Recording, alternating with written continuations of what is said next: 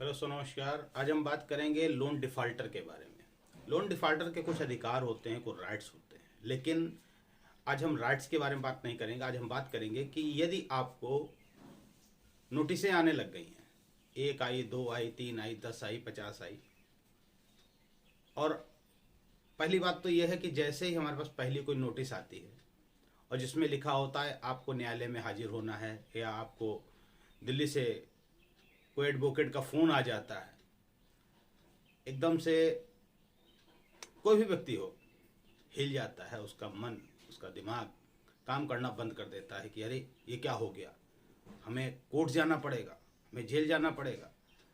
इन्हीं सब बातों पे आज हम बात करेंगे, तो बिल्कुल भी वीडियो मिस मत करिएगा और वीडियो को पूरा जरूर देखिएगा, समझिएगा। ये आपके लिए है, हम जैसे लोगों के लिए है जो मध्यम वर्गीय हैं और जिनका जीवन लोन पे आधारित होता है।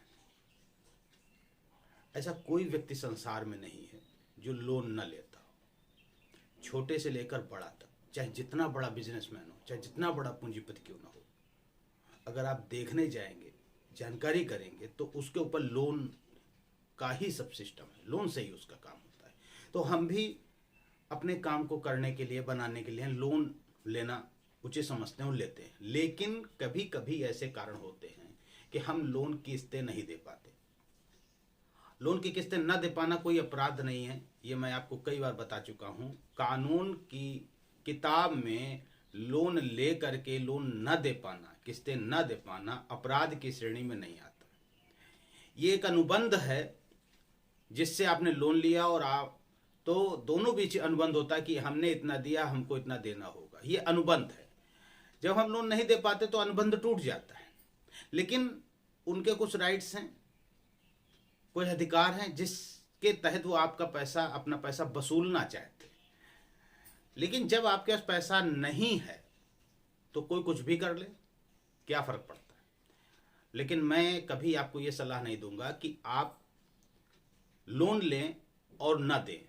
यदि आपके पास पैसा है और आपने लिया है, आप देने में सक्षम हैं हर तरीके से, और फिर अगर आप लोन नहीं दे रहे हैं तो कहीं ना कहीं आप गलत कर रहे हैं, क्योंकि वो लोन का पैसा किसी न किसी वृद्ध व्यक्ति का है जिसने अपने जीवन की कमाई बैंक में रखी थी और उस पैसे को आपको लोन में बैंक ने दे दिया है, आप उसका पैसे दे दिए। लेकिन हम बात करेंगे नोटिस की।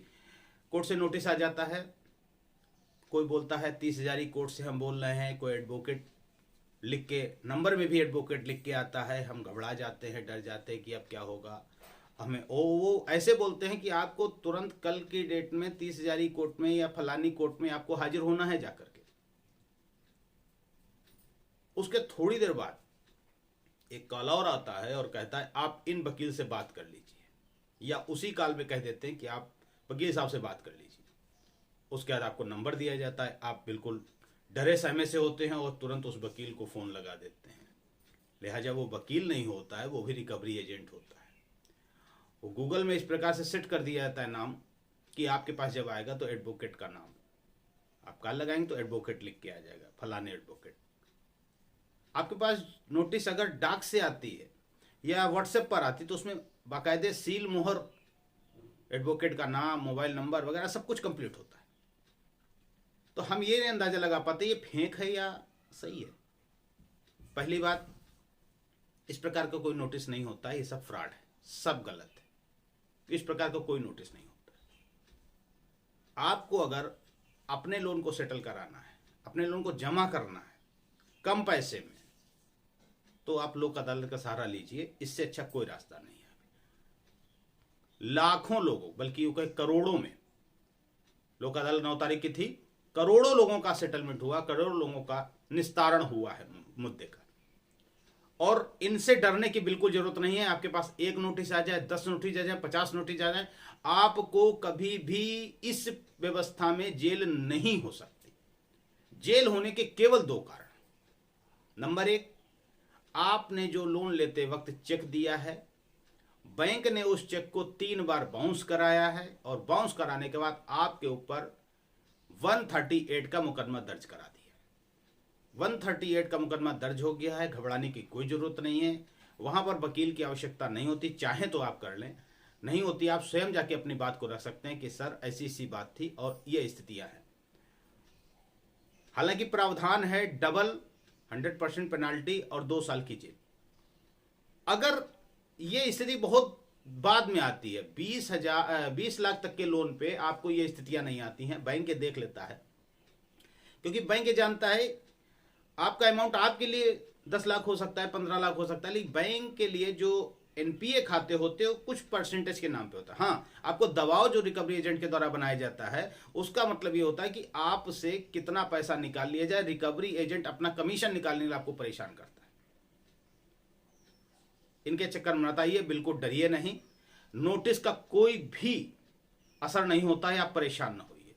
कितनी भी नोटिस क्यों ना आ जाए, आपको जब देना है, आपकी व्यवस्था है, तो सीधे से आप जाइए लोक अदालत और अपने मामले को सेटल करा लीजिए।